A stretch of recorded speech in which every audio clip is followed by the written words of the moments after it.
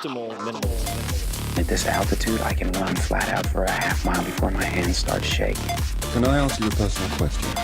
Now would seem an appropriate time. What if I did the opposite? I'm a cybernetic organism, living tissue over metal endoskeleton. Ferriss Show. This episode is brought to you by MeUndies. I've spent the last few years wearing underwear from these guys 24/7, or close to it, outside of showers and sexy time and swimming, and they are the most comfortable and colorful underwear I've ever owned. You should check out the camouflage boxer briefs. I'm a big fan. MeUndies are designed in LA and made from sustainably sourced micro-modal. What's that? It is a fabric 3 times softer than cotton. Trust me, try it out. You'll understand why I wear these so much. If underwear isn't your thing, though, I would imagine everyone wears underwear, but if it isn't your thing, MeUndies also makes socks. Their socks are spun from premium material, making them just as comfortable as the underwear. Now, right now, MeUndies has an exclusive offer just for Tim Ferriss Show listeners. You can get 20% off your first order and free shipping. So check it out. Take a look. Some of them are pretty rad. They have different cereals from your childhood on underwear and a lot more. MeUndies.com/Tim. Take a look. MeUndies.com/Tim. They offer a 100% satisfaction guarantee. If you're unhappy with your purchase for any reason, just send them back and you receive a full refund. Again, that's MeUndies.com/Tim for 20% off and free shipping. This episode is brought to you by FreshBooks. Man, oh man, do a lot of listeners of this podcast and readers of mine love FreshBooks to the extent that I ended up meeting with the CEO not very long ago. Why are they so popular? Well, they are the #1 cloud accounting software designed exclusively for self-employed professionals. That's many of you, and used by more than 10 million people. You can send invoices, track your time, and get paid very, very quickly, which suits the needs of a lot of freelancers, a lot of entrepreneurs, and beyond. You can take pictures of receipts. You can link your credit card and debit card, so all the things you buy automatically appear in your FreshBooks in the right category. So on and so forth. Makes taxes easy, makes invoices easy, makes your life easier. And also, in fact, I would recommend a PDF. They didn't ask me to read this part, by the way. They put together a PDF a while back called Breaking the Time Barrier, subtitle, How to Unlock Your True Earning Potential. So you can search for Breaking the Time Barrier. A lot of people ask me, how can I get a 4-hour work week with a service business? And the story in that ebook, it's PDF, is the short answer. It's really, really good. So I think you should also check that out. So Breaking the Time Barrier, check it out. But also, why not test out FreshBooks? Claim your 30-day unrestricted free trial at freshbooks.com/Tim and enter Tim Ferriss, 2 R's and 2 S's, in the How Did You Hear About Us section. That sounds like we're going to get very little tracking. That's a lot of work. But just go to freshbooks.com/Tim and try it out because it is a very good product and I think you will find it simplifies your life. Enjoy. Hello, my sexy little munchkins. This is Tim Ferriss, and welcome to another episode of The Tim Ferriss Show. I'm sitting in a freezing cold house with an overdose of oolong tea and the unnamed crazy Bulgarian who's back to his antics to help me with book launch. Samolevsky. I have no idea what that means, but he's fun to have around, like mini-me. All right, the next episode that you are going to listen to was recorded live in the City of Angels, Los Angeles, in front of a sold-out audience of around 2,000 people at Summit LA 17. You can check out what Summit's all about at summit.co. And you can find links to everything, all the show notes, all the good stuff from this conversation, which is freaking hilarious. It's quite a roller coaster with Brian Grazer at tim.blog/podcast. So you can find all the links, all the goodies, favorite books, all this stuff from every episode at tim.blog/podcast. And if you haven't checked it out, take a look at the latest crazy project that is launching right now. tribeofmentors.com. That is my new tome, tribeofmentors.com. And you can see sample chapters, the full list of mentors from every possible discipline you can imagine. You're always asking, how do I find a mentor? If I'm the average of the 5 people I associate with most, how do I learn from them? This is how. tribeofmentors.com. Take a look. So without further ado, as I like to say before I talk even more, please enjoy this conversation with the incredible, the entertaining, and ever so effective Brian Grazer. How's everybody doing today? It's all downhill after that intro, I'm afraid. Yeah, the secret to happiness is low expectations, at least for me. And our guest today is the real draw, and I'm so excited to be speaking with them. But before we get to that, let's just roll a little sizzle reel that we have to whet your appetite. So, AV guys, if you could roll the reel.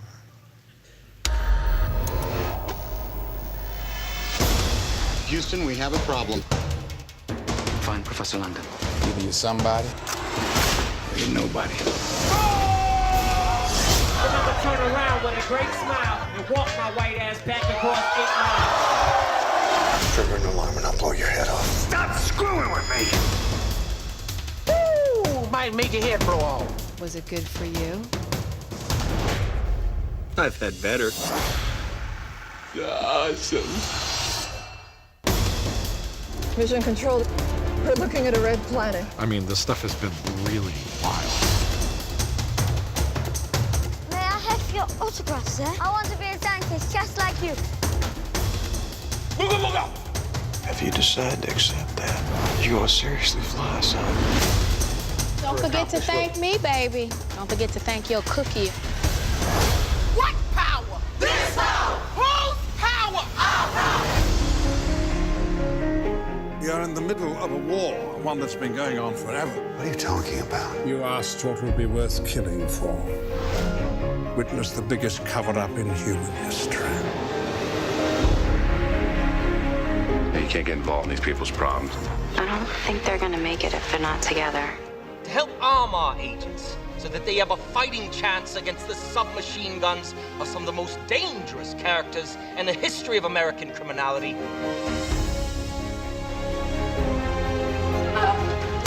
Stop saying that! You're not my son!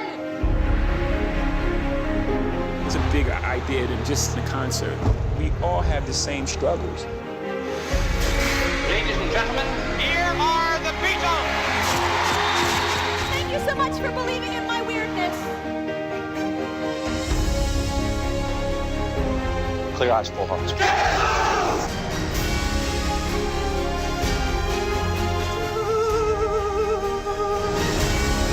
How big is the universe? Infinite. How do you know for sure? I don't, I just believe. It's the same with love, I guess. Gentlemen, it's been a privilege flying with you. I'm saying that when the president does it, that means it's not illegal.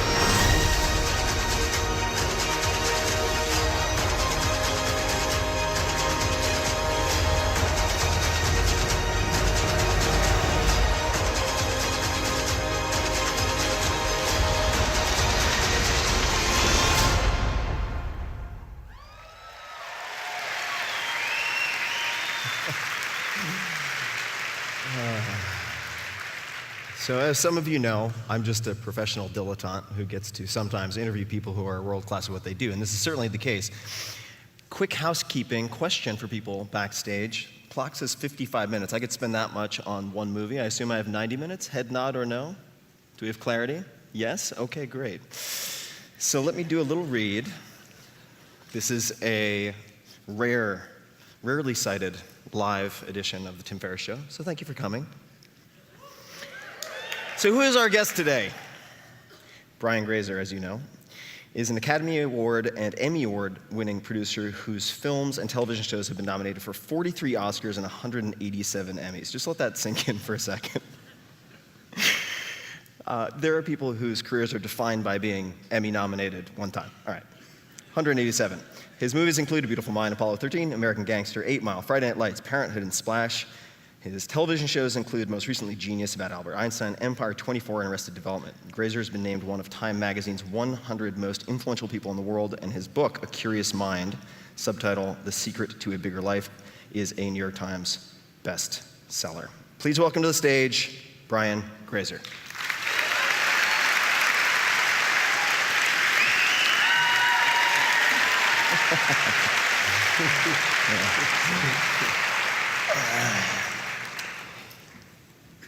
Okay, here we are. And here we are. Thanks And we're for the using intro. 2 sets of mics because, as some of you may know, 2 is 1 and 1 is none. Always have a backup. So I thought there's so many hundreds of ways we could start this, but I'm going to go and use a tried and true playbook. The way that I think all good interviews start is by talking about 4'10" Jewish women. So could you please tell us about your grandmother? Okay, grandmother. I had a pretty normal family, or actually it looked like it was normal.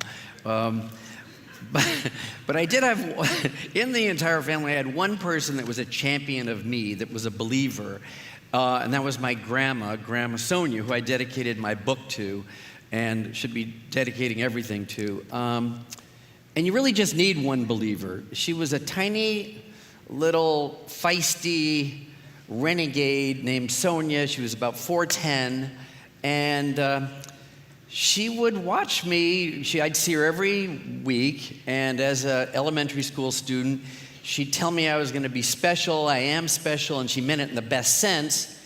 And I would be looking at my report card, and it was all Fs. Everything was an F. And there was a point where I kind of thought, there is really no empirical data that supports that I'm going to be special. But nothing defied her. Nothing could wear her down. I just, and she was there also an early supporter of me asking questions and using curiosity as a force or an engine to understand things because, and we spoke for only a minute, because I was struck with dyslexia, and but it wasn't thought of as dyslexia then. I was just embarrassed that I couldn't answer questions or read books, and you sort of duck and hide. So the That's dyslexia, sad, you're though, clearly very smart and very curious, and we're going to spend a lot of time on curiosity. But I'd like to, before we get to Brian Grazer in quotation marks, to talk about Brian Grazer the Younger, not to be confused with the Roman of the same name. But it's easy to look at people, say, on one of these stages and assume that they're superheroes who have just been hitting home runs with every at-bat. I want to talk about specifically, and I actually don't know the full story, but could you tell us about your experience being cut from the football team? Oh, okay. So, first of all, I'm from Los Angeles. I'm from the San Fernando Valley, the flat part, really? Okay. So, good, yeah.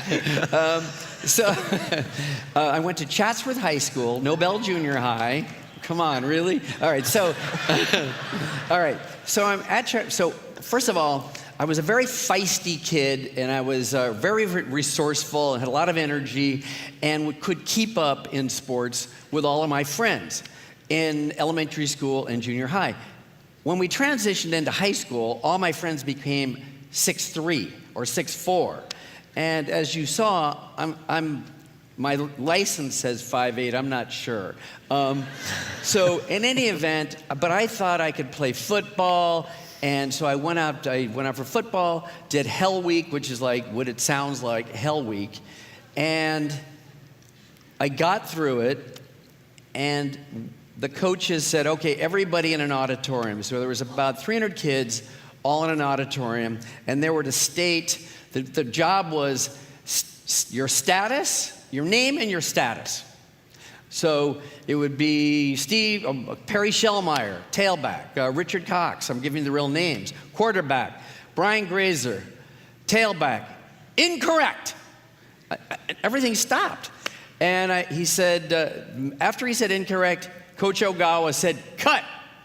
So I got cut from high school football in front of about 300 kids. And it was momentarily, or maybe a little longer than that, traumatizing. Because before I had to give my name and status, I was a human being. And once I did that, I was no longer a human being. And certainly in that room. And it stuck with me. But it stuck with me, and I retained the memory of those 10 seconds.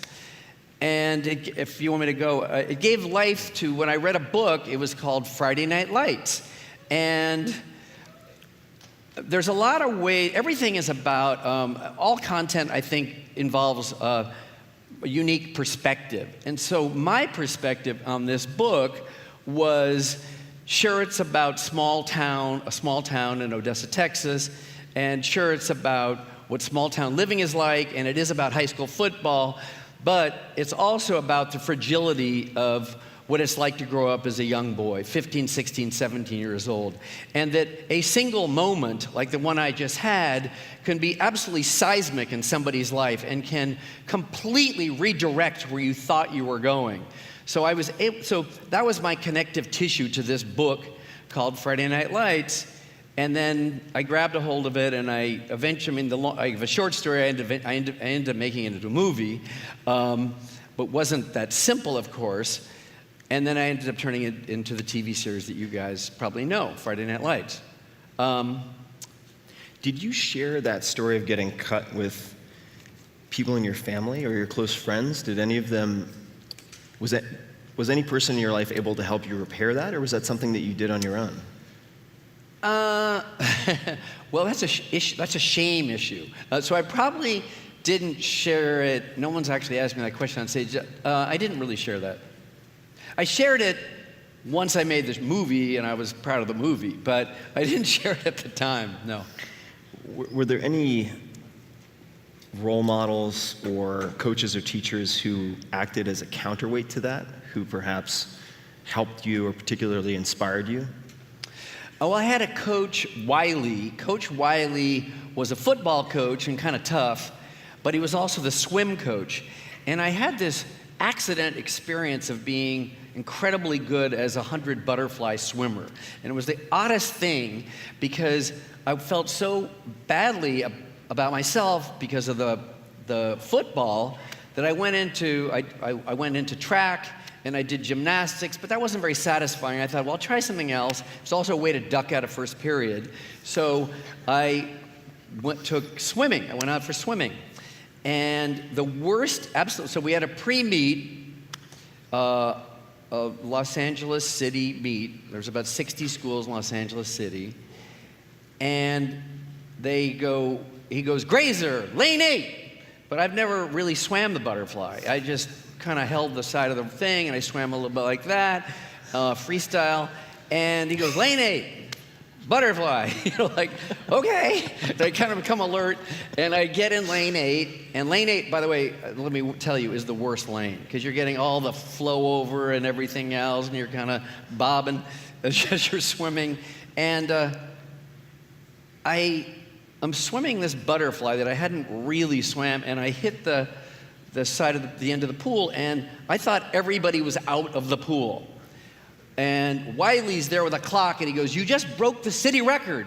And I'm going, oh, that's amazing. And I looked, and everybody was behind me, and he became my hero. Because he then championed me. My grandmother could relay it off to Coach Wiley. Now, if I'm just imagining like the mutant-like shoulder mobility that somehow granted you this gift, but I'm not going to dwell on that. It's my understanding, based on my homework, is that you dropped out of college, or that you dropped out of school, and that a teacher recommended that you do that. Is that accurate, or am I reading the wrong vandalized page on the internet somewhere? Well, it's in there somewhere, but it's more that as a freshman in college, there was a speech. Oh boy, this really actually parallels what's going on right now. There's a metric involved. Actually, I was in speech class, and there was about 125 kids in this freshman speech class. Is this speech meaning public speaking class? Public speaking. It's public speaking class, and it was a Mr. French. Sounds like a television name. In any event, so Mr. French says, "Why don't you stay behind?" So I stay behind. He puts his arm around me. Remember exactly what he looked like. And he said, I want to make a recommendation. My recommendation is that you discontinue going to college. I've been watching you. You've been in the class. I really think that this is kind of it's, like, not futile, but a little bit of a waste of time for everybody. And I thought about it. I thought, wow, what is this guy? This is horrible. So I didn't quit college. I did stay in college, but he was really pretty emphatic about going to an occupational school, which he recommended. What was the occupational school? Oh, it was, it's on Woodman Avenue, but it was like you're working with your hand. Anything to do with was like working with your hands. What effect? Like he would know. Yeah. What effect did that have on you? That transition to an occupational I powered school? through. Somehow got through that class. I got like a C or something.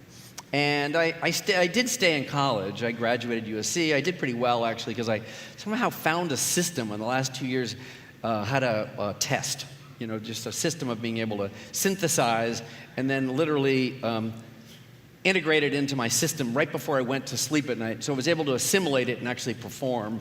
So it wasn't fully just memorized, it was assimilated. What was your system? Well, the system was really, I would just continue to, I'd aggregate what was going on in the class, and by writing it down. Sorry? By writing it down. By writing it down and reading books and yellow penning stuff, and then I would just continue. I was always editing the system, almost like a movie, as I was propelling myself through the class. And when it came to any big test, I was at a point where I'd synthesized it to something I could really look at in less than an hour before I went to bed. And I wasn't really, now I would say it was a way, it did enter your subconsciousness, and I was able to I really did well.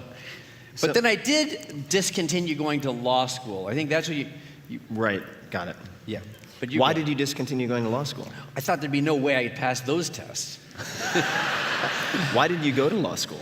Well, I didn't really know what to do. So when you graduate college, you kind of don't know what to do. You guys probably don't. I still don't know what to do. You guys clearly know what to do. You're here. But I didn't know what to do. So I thought, one of these, I'll go to law school. And so, so what happened is I thought, I get into law school, and then I'm living in an apartment complex in Santa Monica, and I overhear these 3 guys that are all just had graduated law school. And one of them says, "Yeah, man, I just left the cushiest job." And I'm thinking, wow, what an interesting word, cushy job. It must mean really easy. So I literally opened up the screen, the window, and closed the drapes so I could really listen in. And he says, "Yeah, it was so easy, man. It was a $5 an hour job, and they gave us a company car. I got a company car, and it was at Warner Brothers in the legal department. And he said his name, Peter Connect. But I literally, when they walked away, I got the number 843-6000, just dialed 411, and I called and said, "I understand you might be looking for a law clerk, and I'm preparing myself to go to law school, and I'd love to come in and meet." And I got the job that day. So then, that leads to a lot of other stuff. So basically then, I now have the job as the law clerk, and literally, it is the crappiest little job. It's the crappiest little job in the tiniest little office with no windows. It's literally it was like a prison cell.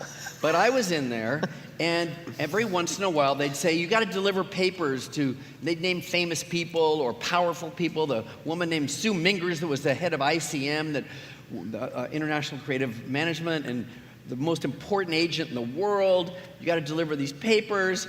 And so pretty early on, I had to deliver some papers to Warren Beatty. And Warren Beatty was a giant movie star, and he's living at the Beverly Wilshire Hotel and had like a penthouse, a giant penthouse area. And an assistant to an assistant comes downstairs to say, "Hand me the papers, kid," like that kind of a thing. And I say, why don't I say they're not valid unless I get them to Mr. Beatty, my hand to his hand.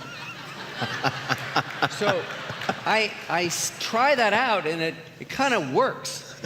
And another assistant comes down, we're having trouble with this kid down here, he says you have to hand it. And so his number 1 personal assistant comes down. I said, "Look, I'm just telling you straight up, these papers are invalid unless I hand them directly to Mr. Beatty."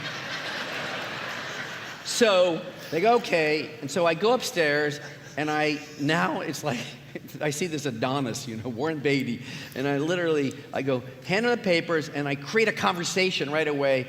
And I just, by accident, into like expanding that conversation into like an hour of talking. And the guy really dug me, and I'm thinking, this is amazing. I can do this every time. So I start doing it every time, and every person I get to go see, the author of The Exorcist, I had to drive it out to Malibu, and before you knew it, I got through the Butler, and I'm sipping espressos on the porch over the ocean. I'm only 22, but I'm really learning a lot. I'm feeling like, wow, this is a great sort of learning tool also. I mean, I'm also using the Warner Brothers assets to advantage me, but I wasn't really hurting anybody. I wasn't stealing, and so that's sort of the beginning of it. And then I just continued going to law school, and I convinced my boss, can I stay there for one more year? I'm pushing law school a year, right? But so I'll end this very quickly. So then what happened is... You don't have to end quickly. I think this is fine. So I realized that I could actually use my... so then what happens is... Sorry.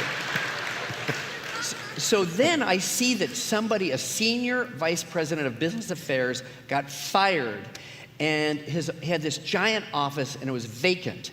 And I say to my boss, Peter Connect, who started with Jack Warner in the day, who leaves like at lunch, I say, do you think I could have that office? And he goes, sure, no problem.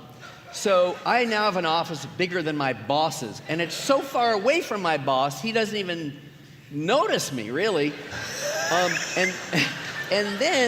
But I'm right outside the cadre of decision makers. The chairman of the board, Ted Ashley, the vice chairman of the board was John Kelly, and then Frank Wells. Okay, so then they would go, hey, you seem like a good kid. Why don't you sit on my couch and watch me work? And I thought, wow, this is great. I'm really learning a lot watching them work. Hold on. I wasn't going to interrupt, but I have to hit pause. I've never had that happen to me. How did it come to pass that they said, hey, kid, you seem like I would enjoy having you sit on my couch watching me work? Well, I was Maybe I'm the only one wondering that, but just in case. I did have this tool that I didn't really imagine could be the superpower of curiosity, but I had this sort of bridge where I could ask questions. There was a huge circular driveway where the big shots could park, and I would find my way to sort of be down there when they were parking their car, and I'd say, hey, and they'd say, come on up with me. And one of them took a real liking to me, and his office had no desk. It was just, I was so admired the office. It had no desk. It had like a big swordfish that he caught, and boats and stuff. And I'm thinking, wow, this is the life. This seems like the right business. But then what I did, I had 2 union secretaries, and I can do this quickly. I had 2 union secretaries. You don't have to do it quickly. I had 2 union secretaries that they wouldn't fire. And they were really strict because they didn't like that I was using the office for me, to benefit of me. And so they were like getting really mad at me, and they got my parking revoked and stuff like that. And there got to be a point, I started to use the office every single day for a year. I met a new person that was getting something done in the entertainment business. From every chairman of every studio, from Mel Brooks to Richard Brooks. I mean, stars. And I would call up, I know the speech so well. Hi, my name is Brian Grazer. I work at Warner Brothers Pictures. This is not associated with studio business, but I'd like to meet your boss for the following reasons. And I might be like 3 or 4 tiers down. I'm saying this to, to one assistant to another assistant, and I could wear everybody down eventually. And then my assistant said, we're sort of sick of you. We're getting you fired. I said, okay, hold on. Before you fire me, I will give you half of my salary if you don't get me fired. So they took half my salary. Hold on. So just a few details so I can fill in the gaps. Apologize to the audience. I'm from Long Island. My brain doesn't move very quickly. So, all right, where to begin? First, what would some example reasons be? I want to meet your boss for the following reasons. What types of reasons would you cite? Okay, that's a real question. Okay, sorry. I like to lead with my terrible fake questions to warm you up for the real questions. No, that's a real, okay. Well, what I did learn to do on the series, I did learn to prepare. So it wasn't just like fly by the seat of my pants. I really, really prepared. So first of all, by being in that office, I would read the trades and I decoded the language of entertainment. Because the language of show business is like, it looks like, hey, let's go to a party and hang out. There's a lot more than let's go to a party and hang out. And so I was able to like fly my little Cessna through this fog and find my way to understand beneath the language. I started to understand the mechanics of how it worked and how to actually, where the leverage was. So the leverage could be the studio because they have money, or it could be creative leverage because a director was expert at something, or it could be that you just had IP, or it could be that you create IP. So I was able to understand all the system of leverage, and so I was able to say to somebody, I've researched your boss, I'd love to meet him for the following reason. And the following reason, like Robert Evans, it would be real reasons. Like I saw The Godfather and I can't believe that he was involved in the creation of that, plus love story. They were so diverse. I mean literally stuff like that. So I was good at it. But there was a little bullshit in it too, but I was good at it. And then I had this moment with Lew Wasserman. Yes. So basically, Lew Wasserman was the king of the entire movie business. He was the patriarch of it all. And he ran Universal, the Universal movie and television company. And I'm thinking, wow, would I like to meet Lew Wasserman? He is the man. I'm going to meet him. And he was sort of like the elderly statesman, and he was friends with Henry Kissinger. I mean, he had it all. He was a man for all seasons. And so I target a lot of his assistants, and I eventually met Melody, his #1 assistant, in the parking lot, way out on the lot. And I said, oh, come on, please. I begged her anyway. And she said, okay. So then what happens is I'm in the elevator going up to now meet Lew Wasserman.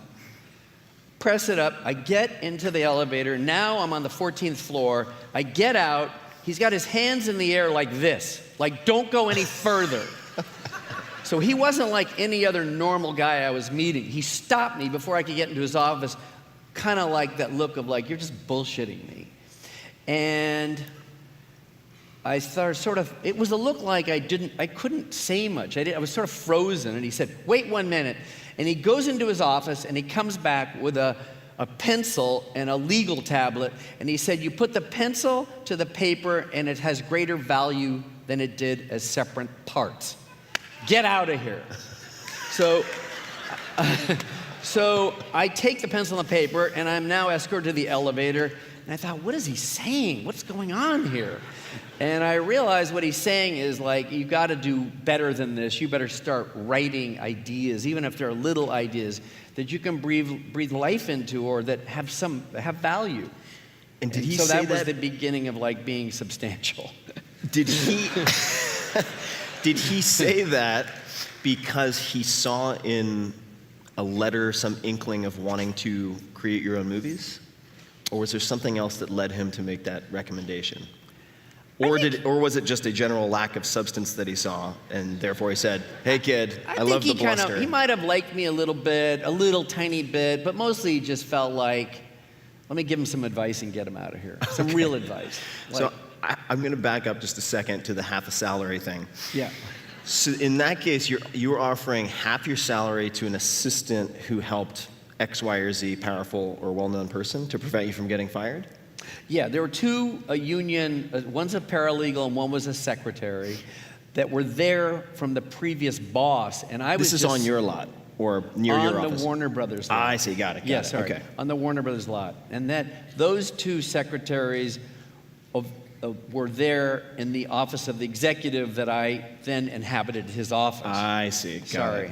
No, that makes and more sense. So they were kind of going, hey, you're like a scammer, cut it out. And they got my parking stripped away, so I had to park the Copper Penny across the street and just a bunch of stuff like that. So the the art and craft of getting these meetings is something I want to talk about. And you're very well known for these curiosity conversations. But do you recall how you struck up a conversation with Warren Beatty? Because with who? With Warren early on. With Warren Beatty. Yeah, because early on, everyone, I would imagine during that period of time, is trying to do exactly the same thing. So do you recall at all the approach or what you said that opened the door? Well, I have a system now that's much more refined than it was then. But at the time, Heaven Can Wait was built on a movie, on material called Mr. Deeds Comes to Town, I believe. And I should know this. But you ask good questions. That's why you've got. I do. I think you've checked the good factual recall box. And we're not even going to go there. So I said, "Will you explain to me like how Mr. Deeds Comes to Town is going to become Heaven Can Wait and kind of a fantasy? Like, what is that going to be? Because that's where the papers were Mr. Deeds. Or they were all interlinked, and so I started off like that. So I had a prop. Props are very, very, very important. And you've refined it since. Yeah. But I do want to talk about the early days, and then we're going to get to the current, like, model of Lamborghini version of this. But my understanding, and it could be also a misunderstanding, is that there was one line in particular that you used quite a bit that caught my attention, at least. And it was along the lines of, I absolutely don't want a job, but could I please meet your boss? So the I absolutely don't want a job. Were there any other keys, if that is actually accurate? That's yes, it's accurate. I would say and I still say, there's not going to be an ask. I just want to have a one-on-one conversation. It can be a very short conversation. It's up to you. It's up to your boss, whoever I'm speaking to. But there'll be, essentially, your boss is not going to be uncomfortable. I'm not going to ask for anything. I'm not going to position him. I'm not going to ask him one of those really hard questions, Barbara Walters questions. I'm not going to do any of that. So basically, everybody's going to be safe here. Well, that was the premise. And how did you select? Because it seems like your curiosity conversations began with industry insiders, but expanded. When did it start expanding to people in the sciences and in all different fields? Yes. So for the year and a half, it was just completely in the population of entertainment. So people that were getting something done, principals that were getting something done in movies or television. Then I got fired. Clearly, I'm going to get fired from that job, right?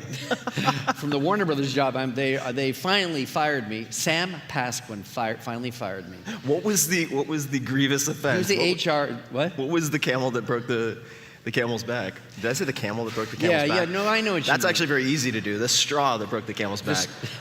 Well, I was doing these curiosity conversations, and I was demanding to meet all those famous people, and but the straw was. I created tremendous access with myself and their story department. The story department had all the early submissions of any script or manuscript that was that could possibly be sold or bidded upon or was owned by Warner Brothers. And so I was like crawling under the tent and getting all that information. And to be really honest, I think I actually might have tried to kind of create a fake bid on something. And they just got so annoyed with it all. Just, it was like that lecture of, we could file a lawsuit against you, but you're too young, so just get out of here, a version of that. So you were fired, and I got fired. But I wasn't broken down because I was fired, but I thought, wow, I am really smart, though. I thought I was so smart. I thought I was really cunning, really resourceful, and I had researched a lot now, and I've met a lot of people, and I started to understand their process, their system of how they would accomplish something, or just to keep it simple. And I thought, wow, I'm so smart. I should go from that fired law clerk to being like running a movie company. you know? It's absurd. But I did think it. So I thought, I'm going to just jump from that guy that's 23 to like, I should run somebody's movie company. Well, I found that that didn't work at all. So I then started getting unemployment checks. And that really seals the deal where you know it's not working, because you're getting an unemployment check. And then I thought, you know what, I'll give myself a little more time and try to pull this thing off, just jump the ship, you know, like, and so I couldn't, it didn't work. It didn't work, so I thought, you know what, I'm just gonna take a really crummy job. I'm gonna take a job like as the lowest assistant and be happy with it, like be present in the process of the lowest job, which was kind of an epiphany, but it was an epiphany, but it was also reality. So now I'm in the very lowest job working for somebody. His name was Edgar J. Sherrick. Edgar J. Sherrick was Harvard, and he was really smart, and he created the Wild World of Sports and ran ABC programming, and now had left and had this giant deal at coincidentally at Warner Brothers Television, but he also had money to bring to it and everything else. I take a job working for Edgar J. Sherrick, as did another very esteemed producer exactly at my level named Scott Rudin, who I really respect. He's a tremendous taste. We both were baby assistants that called ourselves lieutenants. And then he was on the East Coast, I was on the West Coast. This boss, may he rest in peace, it's totally cool. He was either yelling his lungs out at you or giving you opportunity. So literally, he was very happy to scream at you and yell at you, and he could only be happier if other people were there to watch it. And he did that to Rudin and I, but he would give you opportunity. So all those little stories I wrote, a few of them I was able to like sell working for this bigger guy. And so I sold 2 of them, and they became movies for television when I was about 25. One was called Zuma Beach. It was just super attractive people, day in the life of the beach. But I would sort of say it's like American Graffiti at the beach, you know, like give it a little dignity. And then I thought, I can really be highbrow, and I think I'll do, and I did, I sold a 20-hour miniseries on the 10 Commandments, where each commandment was used as an underlying theme in a contemporary moral dilemma. And so I produced the Zuma Beach one. My boss was really embarrassed because he was Edgar J. Sherrick. But then when it got good ratings, it was like, everything's fine, you know, like, it was good. And then I started doing the 10 Commandments, and that was good, but he kept yelling at me, and it was really abusive, and I started getting a lot of job offers, like amazing opportunities. And so I say to him, hey, you think you'd give me a raise? No chance. So then I took a job, much better thing. Were we on that subject? I think we're on all the subjects. Okay. And so from that point, sorry. So, I know what we're talking about. We're talking about transitioning into more broader curiosity. So once things started to gel, and I wrote Splash, which became a movie, you know, a real life movie that starred Tom Hanks and a mermaid and all that. Then I started to I said to myself, there'll never be 2 weeks that I'm going to pledge myself. I'm going to create a discipline that every 2 weeks I will meet someone that is expert or renowned or committed to something that is unrelated to entertainment. So science, medicine, politics, religion, technology, all art forms. And that's what I've done still to this day, and without fail ever. And sometimes more than one person every 2 weeks, but always once every 2 weeks. How old were you roughly when you made that commitment to yourself? Well, that exact commitment came at about 27. 27. Yeah. And when did Ron Howard enter the picture? How did Ron Howard come into the picture? Ron Howard, okay. So Ron Howard came before Night Shift and Splash, although I'd written the story for Night Shift and the script for Splash, but I couldn't get them made.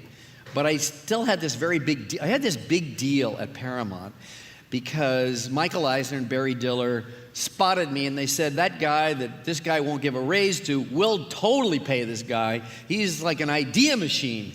And so then I got this job, and then that was a time where I wanted to meet people, is still in the business a little bit, and I looked at Ron Howard. He was still on Happy Days. I actually yelled out the window, because I had a window in this really good building. I go, Ron Howard!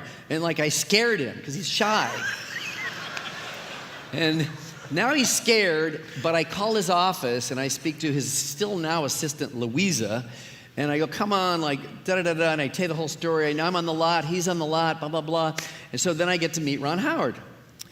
Ron Howard, literally, it was the craziest thing. He hadn't directed, of course, a big mainstream movie, but he comes into my office, and I felt like it was like he had an aura of goodness about him. And I thought, wow, do I need goodness? And so this will really be something I need to ground myself as goodness. And I don't care if he hasn't directed. I'll get him to direct, I'll figure it out. And I also wanted to be a mainstream movie producer, because I'd produced television, but not, a theatrical film. And then I go, I'll back you, man. Da, da, da. I mean, I didn't say man, but that would have scared him too. Anyway, so that's how that happened. And then the first movie he wanted to make was Night Shift, because Night Shift was an R-rated comedy that involved nudity and kind of, was irreverent, and he was just coming off Happy Days, and of course Andy Mayberry, and he wanted to go, I don't want to be that clean-cut guy anymore. I still might be that guy, but I don't want to be looked at as that guy. I'm doing the irreverent nude one with nude girls, and I'm not going to do that one. And so we got Night Shift made. It wasn't a hit, but it was really solid. And then I was able to convince him to do Splash, and that became a really big success for us. Man. Okay. Yeah. Let's take an applause break. This is my game to lose here.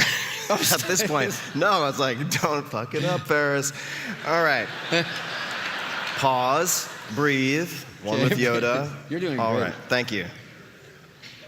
What advice would you give to people? Would you recommend that everyone in this room try to have their own versions of curiosity conversations? And if so, what advice would you give them? How can they cultivate that curiosity and broader awareness and knowledge of the world? Okay, a couple thoughts.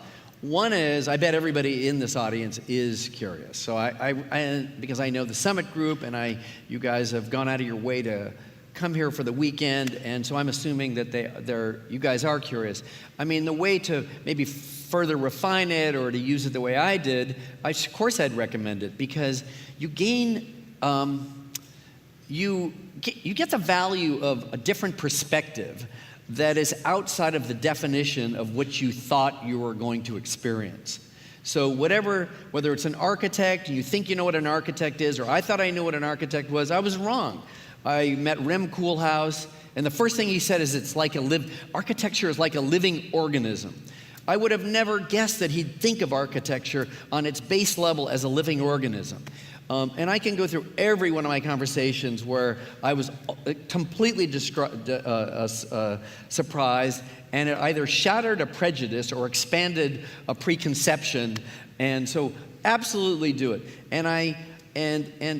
What does it sort of reaches right into the soul of humanity, which I think is an access point for all of us, I'm sure, because at the very minimally, you're being really polite. You're asking somebody genuinely, with eye contact and caring. You're asking them, what are you doing, or how do you feel? You're getting into something that's kind of real, and the minute you're into some real place, it becomes a really powerful, self-perpetuating force that leads to many other questions that are really edifying. So I definitely think that you should do it. And the other thing I'd add, to support it, is you do have to do homework. It takes a lot of case building and preparation so that you're a good date. My pledge was always, I'm going to be a great date. The best date you ever had with a guy or a girl, whatever it is, I'm going to be better than that with this one-on-one conversation. I'm going to keep it so they leave feeling like, wow, I got something out of it too. It has to be win-win, and it can always be win-win. And these conversations oddly enough, each conversation was like each individual was like a dot living inside of a greater constellation of dots. And I just always had faith that they may connect someday. And I found that many of them do connect and form perspectives that are additive in storytelling. And then storytelling is like a startup. Every one of these movies I've made was nurtured from zero and was kind of a startup. So it all kind of works together. For people who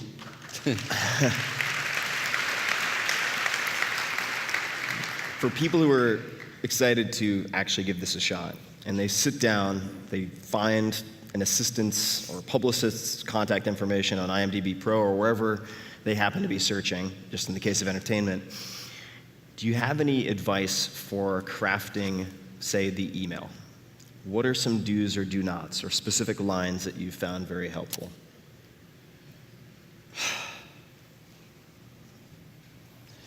Well, you have to start with an insight about the person that's not dull, not generic. If you're generic, I teach the graduating class at USC. So after 6 years, there's one final class, and it's now called Starting at Zero.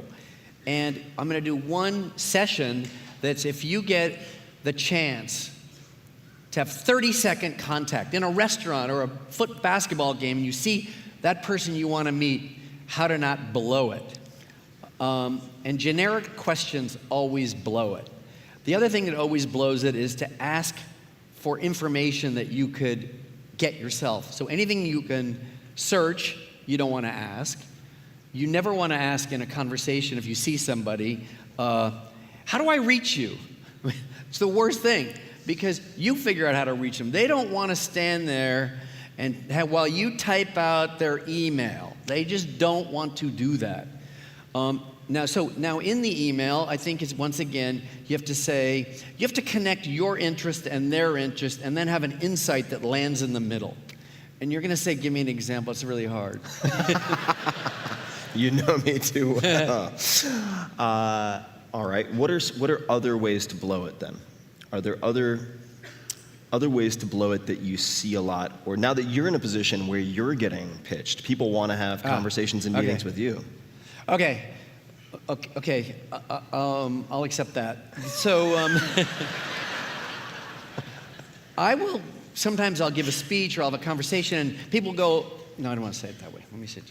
I will say no. I mean, I've learned to say no. I don't like to say no because I'm a pleaser, but I've learned to say no because often people just want to know the shortcut.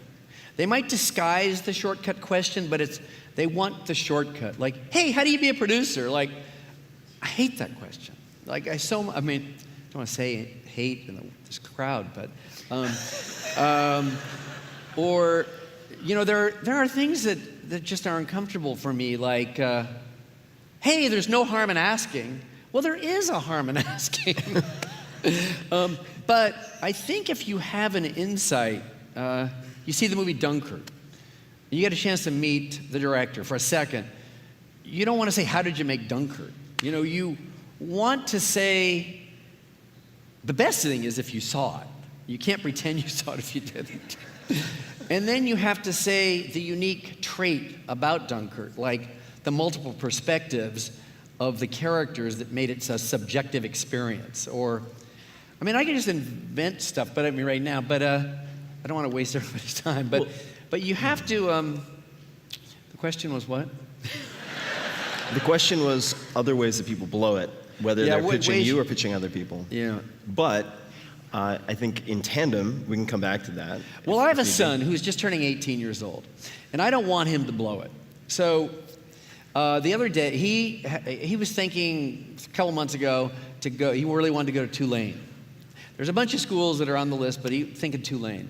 So now I'm at Aspen Ideas Festival, and we see Walter Isaacson, who I did the Albert Einstein series with. And I go, oh my God, you're going to meet Walter Isaacson, Thomas, and not only is he this guy, but he is the key to Tulane. He's on the board. So he meets Walter Isaacson just before we go on stage, And he's talking. He goes, my name is Tom. He's a great kid, amazing kid. He says, hey, and they say hello. And then I look away because I think things are going well. He's looking on his iPhone while Walter Isaacson's right there. That's not a good move, I don't think.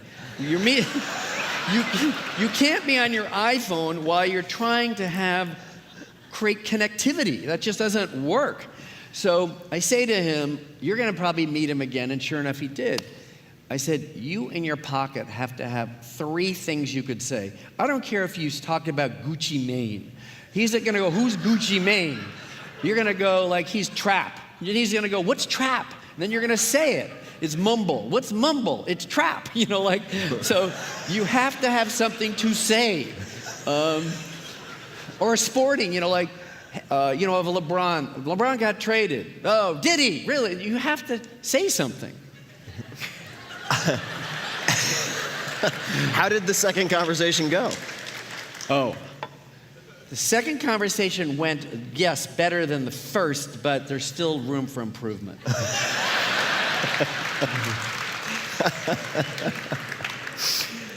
How, whether in the early stages or now, anywhere in between, do you choose the people to have lunch with? Because you have nearly infinite choice, finite time.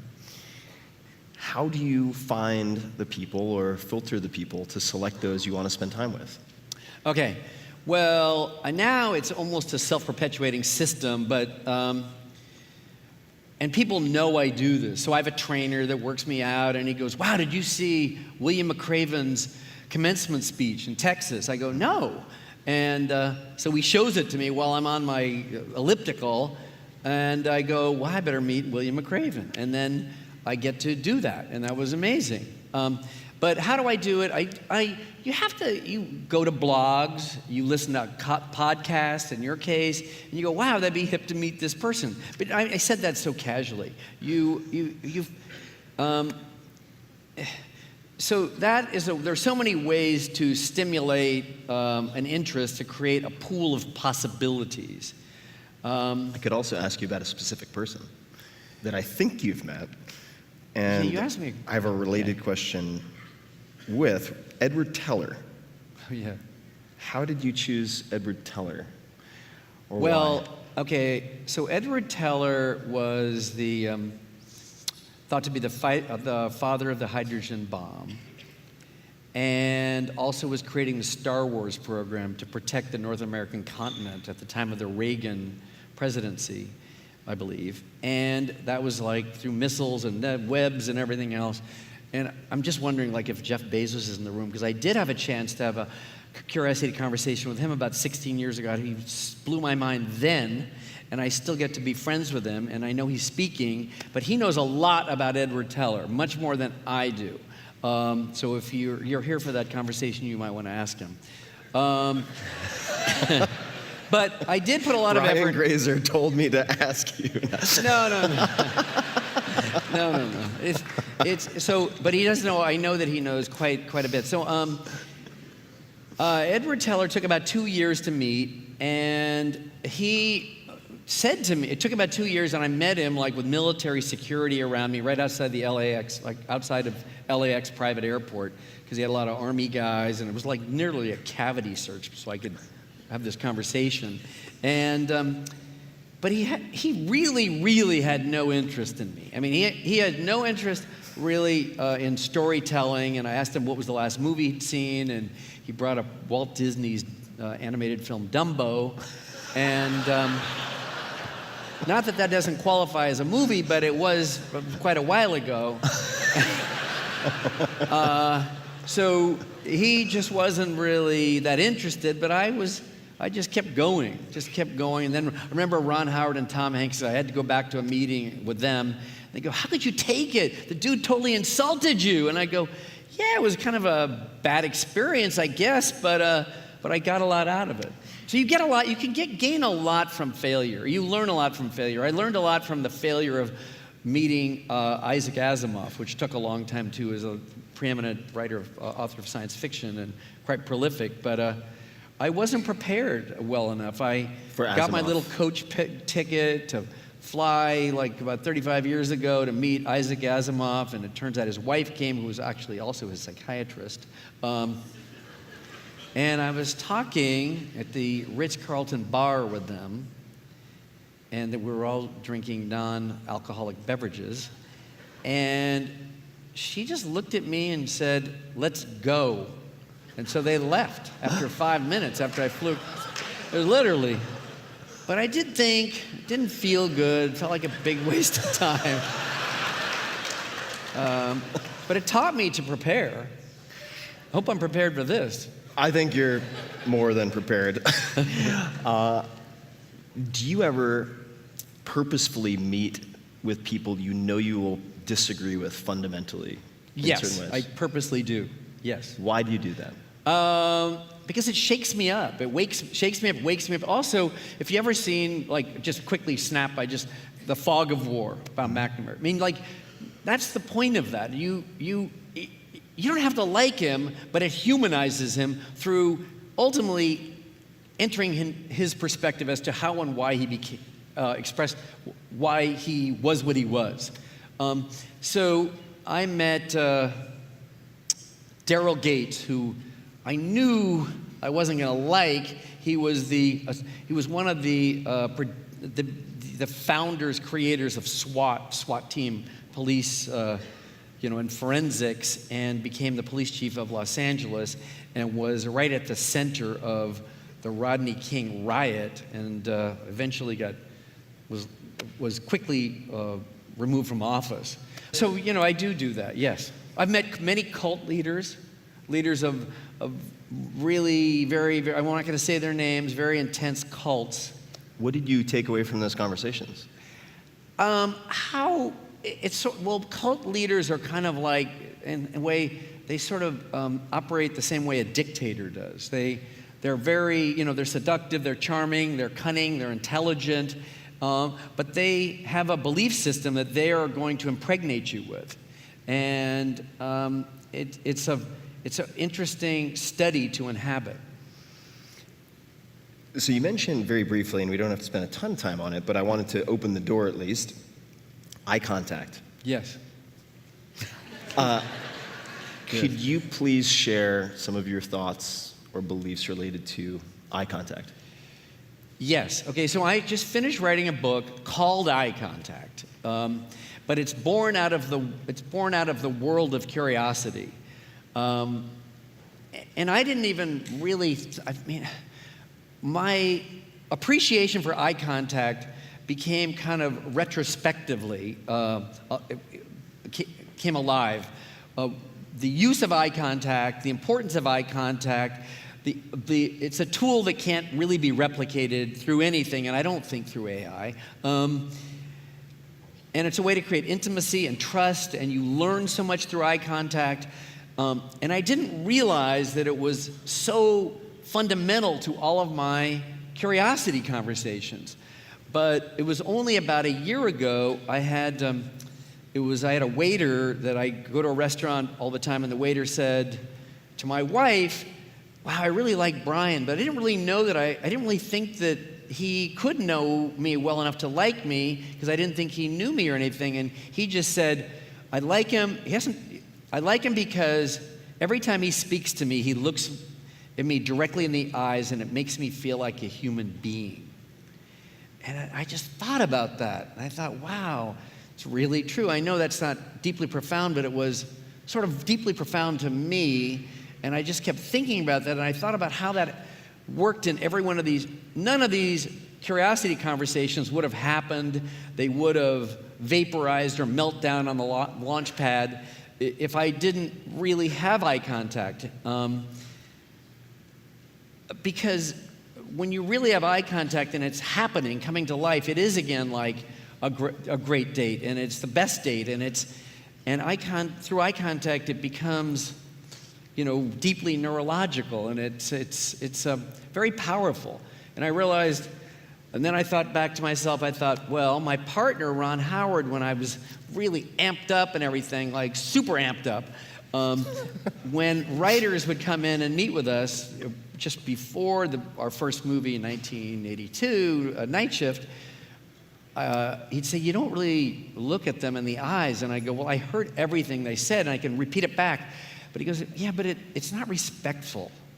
And so I changed it sort of temporarily, but then I kind of lost touch, and then I realized that, then I animated it once again. But remember he said it to me, and it had a lot of impact, and it, once again resonated.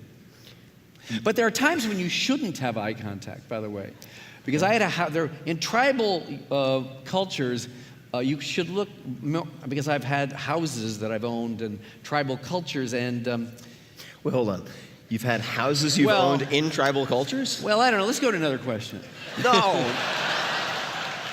No. I actually just did not interrupt you. Please continue. Well, no, the only thing, I've been to, basically, I had a house on the North Shore of Oahu because I like to surf. And it's a little tribal there. It's hierarchical in that sort of tribal sense. And you're not supposed to look people right in the eyes. You look at them in the face to give them respect and just divert your eyes just a bit because that could produce a negative consequence. So pick your time and place. So you mentioned back when you were amped up. Yeah. And I wanted to ask the question, how did your hairstyle come to be? As someone who no longer has hair, I'm very curious. Well, it converges upon a couple of things. One was I was a pretty successful movie producer, and I wanted to have an identity beyond just, because I saw that there were other successful movie producers, like 4 or 5 of them, and they all had facial hair, and I couldn't really grow facial hair. And so their beards were helping define them a little bit, and I sort of thought I couldn't do that. And then there was one producer that liked to throw stuff at people, and I didn't really want to do that. And so I kind of was at a loss at trying to create an impression beyond just being a producer. And then I was swimming in my swimming pool with my daughter at the time. She was like 6. And I just popped my hair up, and she I love that.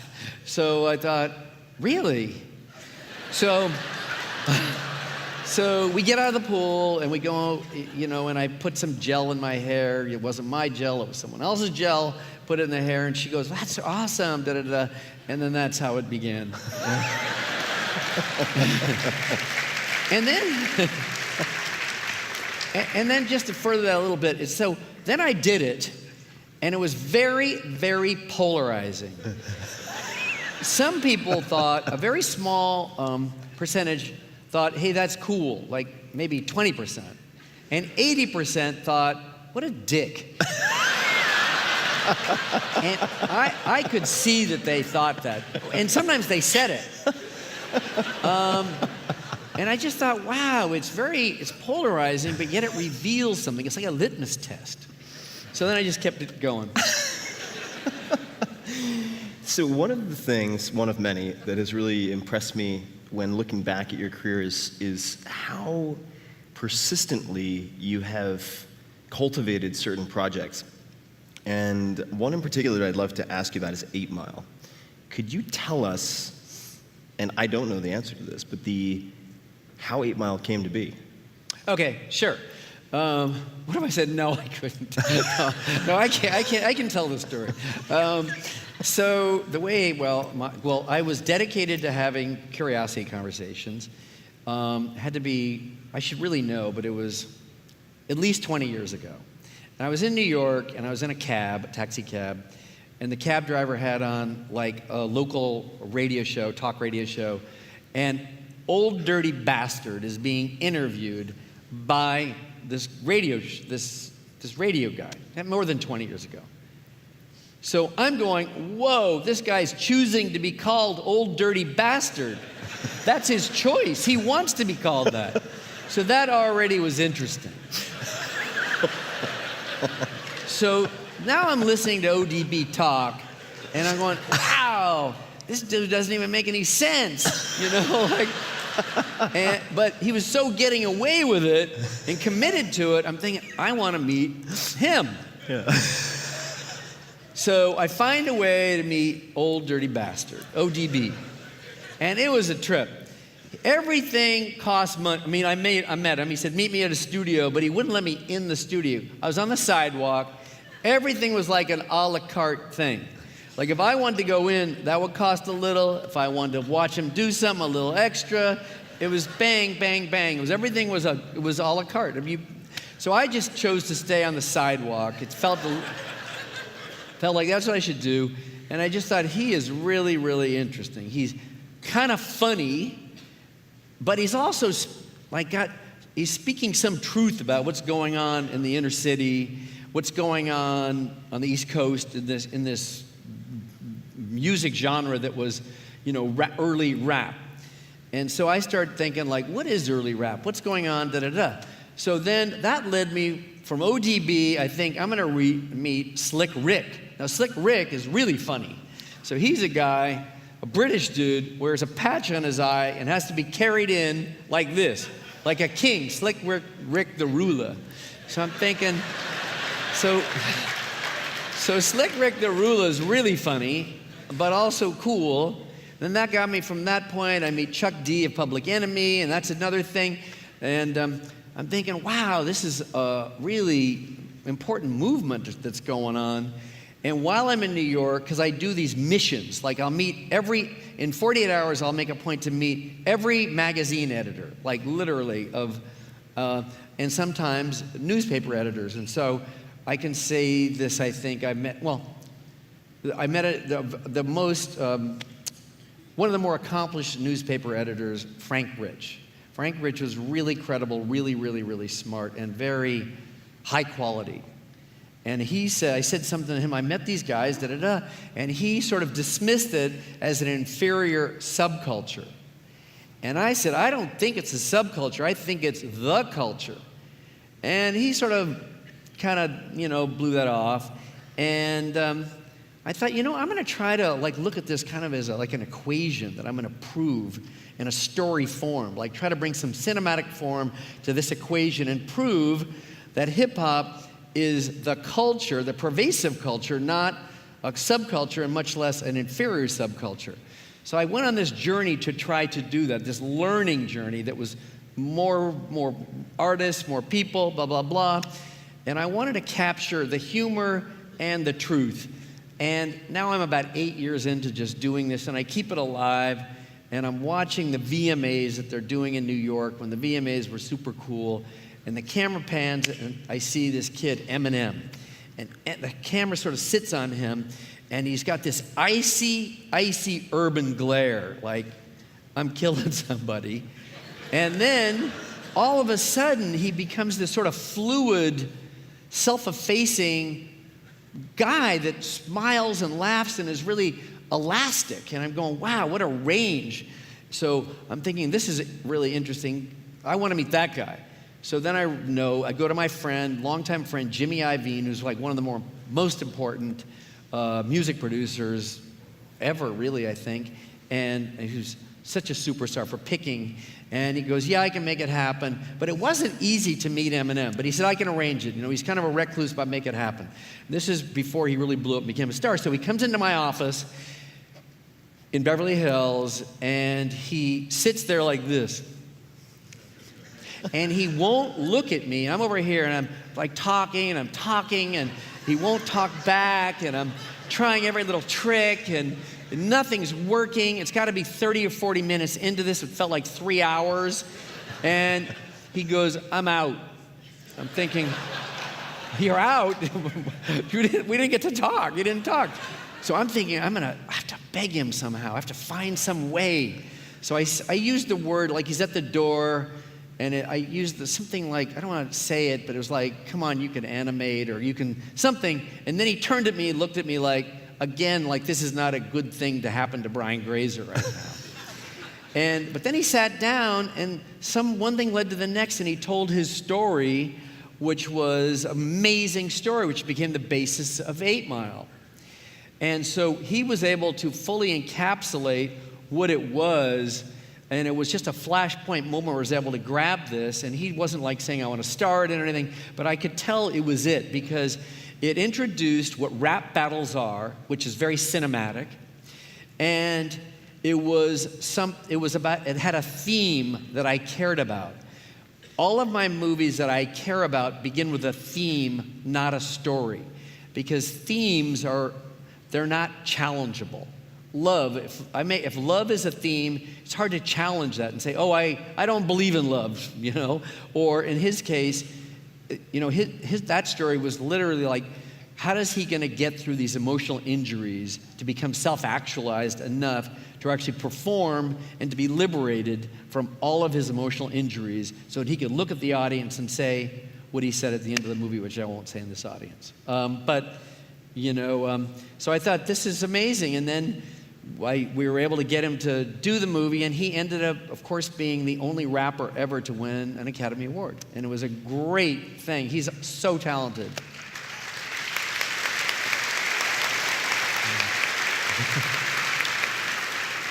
So just to follow up on a bookmark from that, so what you said to him to get him to not leave was, come on, you can animate, or something along those lines? Yeah, I don't really want to say. I mean, it was a little you don't have to say desperate like that, but I had to take my last shot. You know, he was at the door. It seems to have worked out. Sorry? I said it seemed to have worked out. It worked. I couldn't. It was like partially antagonized, maybe. I don't know what happened, but he talked. He came back. I mean, I have the utmost respect because I've worked with so many actors, having produced somewhere around 100 movies, and he was the most professional. I mean, he actually acted in every frame of the movie, wrote all of the music, wrote all the music and composed the music, and was a father. And he just don't get to see him much, but have the most respect for him.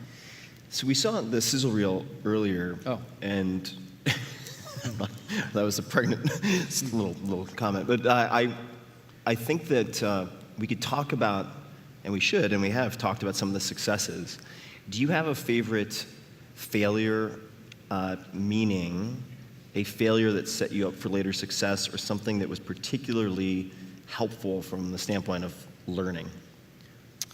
Well, I have a lot of failures. I mean, I do. I mean, fortunately, I've had enough good successes that it sticks out. But I do have a lot of failures, and I fail different types of failures.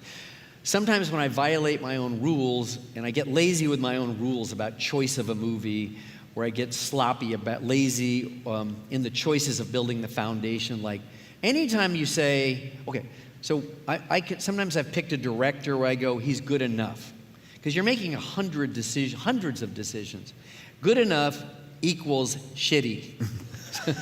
So good enough doesn't ever work. I do have one failure. I mean, I have one failure of, I produced Apollo 13, and Ron, Tom, and I sort of became kind of we're friends and partners, and we all go, well, if we can just make this good, that's a win. And we're feeling so good about ourselves because we're feeling like we're making something good that's not going to make very much money, but at least it'll be good. Why want to make a lot of money? Because everybody knew the end of the movie. They all lived. I mean, so then all of a sudden, we make the movie, and the movie does really well, and we're all really happy. But then the studio goes, like a version of, don't be too happy. Let's see how it does overseas. So I'm realizing, okay, now I'm on this journey. I thought I was happy, but now I'm not happy. And no one's happy because it didn't get released overseas yet. So then it gets released overseas, does really well. We have a few more of these things. Wait till it gets to home video. Okay. So then all of a sudden, all the financial corridors are satisfied, and it does well. Then, I don't even think like this. Now the Oscars are coming about. And the Oscars, they nominate, there's like 5 movies that get nominated, and Apollo 13 gets nominated for Best Picture. Gets 9 Oscar nominations. It excludes Ron Howard, which was a super bummer for him. And a bummer. No nuance there, just it was a bummer. It was a bummer. And then, so that was, for him, it was really terrible.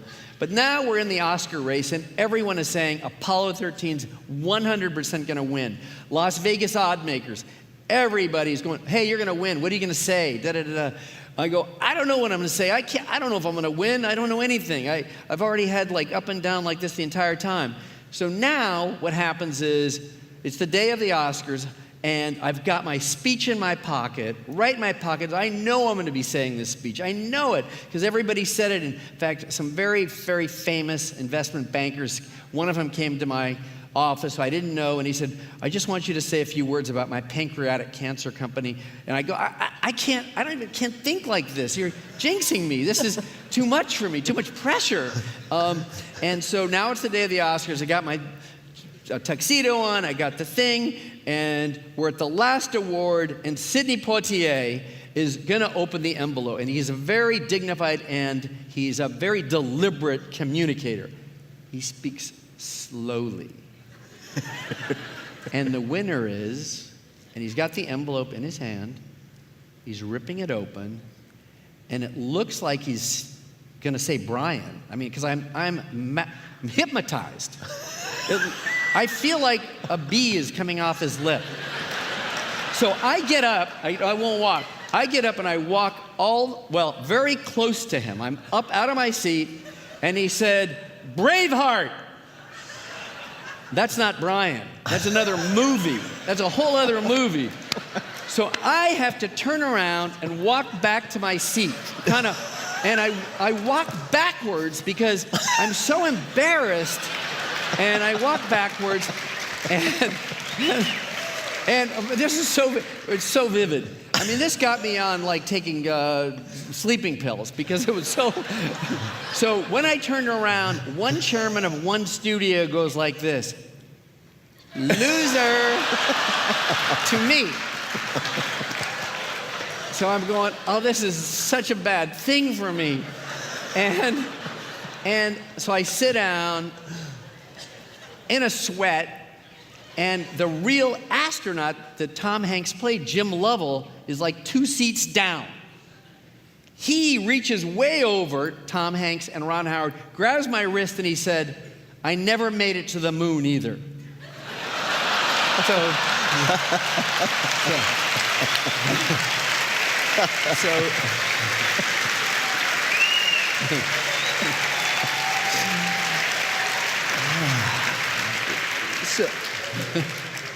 that's a hell of a story. It's a long story. It is a. Oh no, one hell of a story. Oh, That's hell of a story. good Yeah, story. good, That's okay. good hell. Good Not long bad story. hell. Okay. Did that have? Well, actually, did it have a lasting impact, or were you able to brush it off? I mean, Okay, what did I learn? What I learned was to certainly not to treat anything as a reality until it becomes a reality, and that reality is a fluid experience, and that reality is always changing. So whatever data that they were supporting that as a win. So basically, always stay down the middle lane. I was pretty good at that, but I did fall out of the lane, and I thought, well, I could win, and I'm going to win, I'm going to go up. But and then I did win for A Beautiful Mind, so that was good. But because I was in the column of feeling like, wow, anything could happen, it could all go wrong, I almost couldn't talk on that award. I went up, I was so nervous, and I had this piece of paper, and I'm shaking with the paper, and I look at Russell Crowe, and I say to the audience, I know that my nervousness seems imperceptible. And they thought that was kind of funny, but then I noticed all of the biggest female stars in the world were in the front rows, like Sandy Bullock and Nicole Kidman and every one of them. And I'd known a lot of them from meetings or working with them, and they were all looking at me like, you can do this, you can do it. Because they could tell I was crashing, and maybe it teaches you something about pre-anticipatory anxiety. I don't know. That sounds like a good answer. I don't know. Yeah, it does. You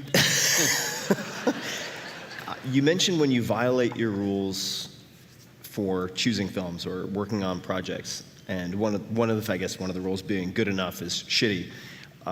Can you tell us about any of the other criteria that you have for selecting or choosing the movies? I guess selecting and choosing are the same thing. I'm just trying to get fancy. Okay, so I start with a theme, and then I find a story that is compatible to that theme, that actually is a vehicle for that theme. So A Beautiful Mind, I was just being present, looking around my world, and I would see people, kids, that were stigmatized by even the mildest mental disability, and I felt shitty about it. I didn't, and you'd see, as you can see out in this area, you see guys talking into garbage cans.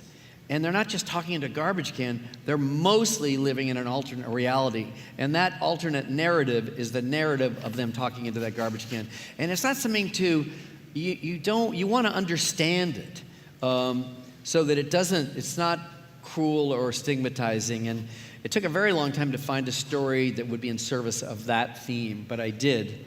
But you ultimately, I've always said that I'm in the feelings business, that it's not really, I'm not really, as a storyteller, I'm only in the feelings business, because if you can ignite a feeling in cinematic form, which is an abbreviated way to connect, go right into your bloodstream, then you've created an indelible experience for somebody and if it has hope, because I try to make movies, I don't always win at this, but to make movies that have hope. I don't like to put out negative energy out in the world. But it doesn't have to be corny, like Eminem's ending wasn't corny, didn't become, it's just, or in Friday Night Lights, they don't even win the game. They just become more complete young men, and more mature and stronger. I think feelings are so central. They're the differentiator. And if you lose track of that, I think you're really lost. It's very important when you create any kind of story that your protagonist is suited for the population or the audience. So you really don't want to have a story that, I want to end on that. What was that? Well, no, I think, if you have a story that's designed to have emotional impact as an endpoint, which is my goal, you have to think to yourself, what is your audience? And make sure that the characters that are personifying this idea are the same age or likeness to your audience. Because sometimes you forget that and you go, wow, this is a young person's idea and I have older people as protagonists. That often is just a calibration that is off. It's a calibration that's off. I made a movie that was, I'll look at our time. I made a movie called Fear. Fear starred Mark Wahlberg, commonly known as Marky Mark at the time, and Reese Witherspoon.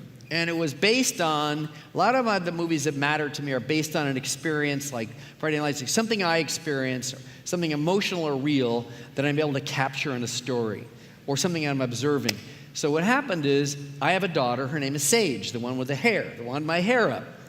So now she's prior to that, she's 3.5 years old, we're going skiing, she doesn't really know how to ski, we're in the chairlift, and I go, follow me as we dismount. She goes, no, you follow me. I thought, this is gonna be a nightmare. Like, this is what's gonna happen. I'm gonna be, at 3.5, she's saying follow her. At 16, I'll be completely powerless. So I created a movie, this thriller called Fear, starring Mark Wahlberg and Reese Witherspoon, where she picks this guy that is really charming and cool and popular, but really a psychopath.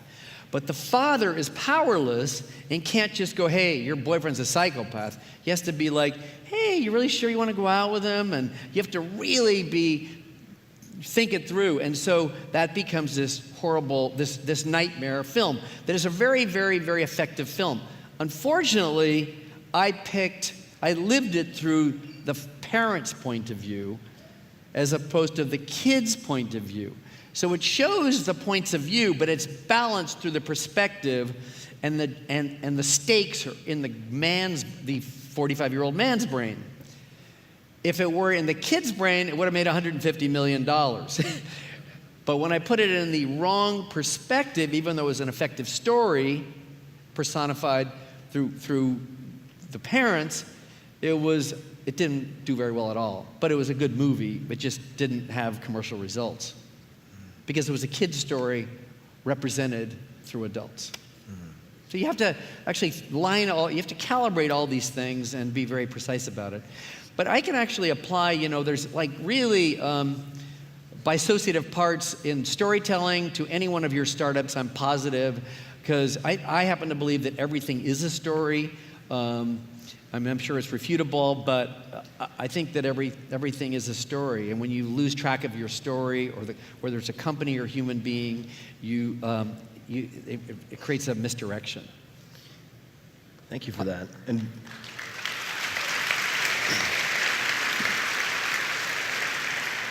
you don't have to worry about the time. I'll watch the time. So okay, yeah. Definitely don't worry about that. You mentioned good enough equaling shitty, which I like a lot. What separates a good enough producer, or even a good producer, from a great producer in, say, feature films? Taste. Taste. Just taste. Having taste to pick the right subject, to pick the subject that is also authentic and hasn't been inhabited from either at all or through a fresh perspective. So the taste in picking the right thing, the taste in executing, knowing what is good and not good.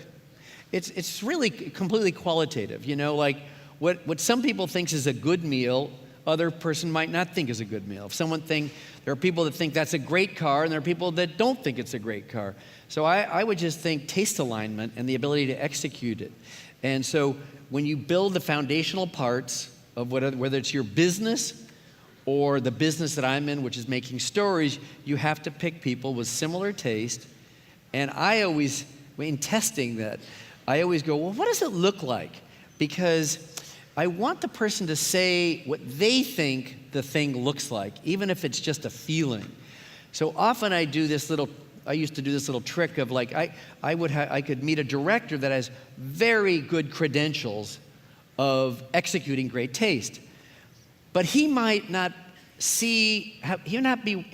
want to message the same thing that I want to message. So you really have to make sure, so I would go, if I made a comedy, and I did this many times, produced a comedy, and I got this A+ director, and I go, well, God, what would it look like, Ted?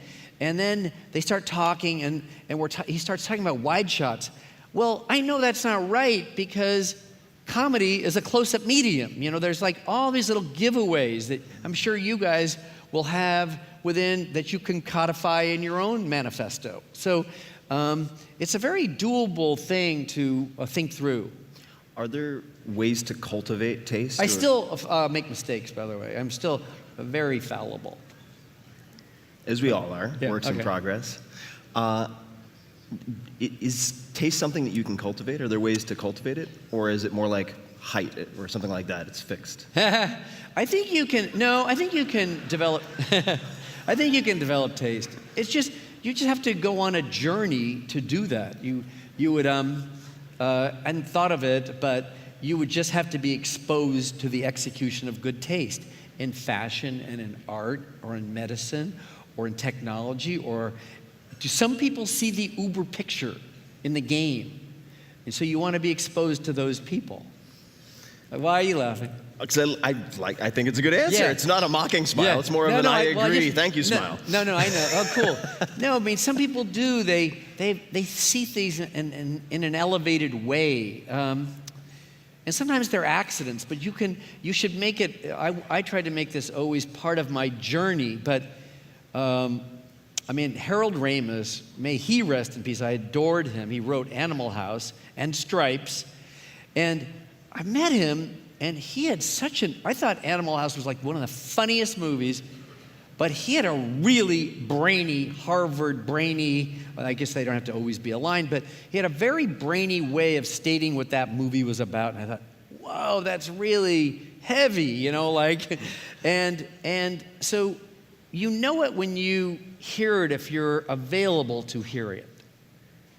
But you can create a discipline where you try to sample stuff. Like, why is Gucci good now? Because if it's new creative director, who picked it? Pinot picked him. Why did Pinot pick him? How does Pinot pick directors? I mean, how does that work? Yeah. You start going that way. God, I'm so interested in your questions. I could just ask questions all day, but last question. We're winding down. We are winding down. The countdown clock. I've read, and there are a lot of things that are inaccurate on the internet, but that you've said writing notes of gratitude always strengthens me. I don't know if that's true, but do you write gratitude notes? Yes, I have a gratitude journal that somebody gave to me, a tech titan gave me. I said, what are you doing? And he writes in this gratitude journal. So every day he tries to address this piece of paper. Veronica and I gave them away at our wedding. Every person got a gratitude journal. And I try to, because I want to stay in my lane.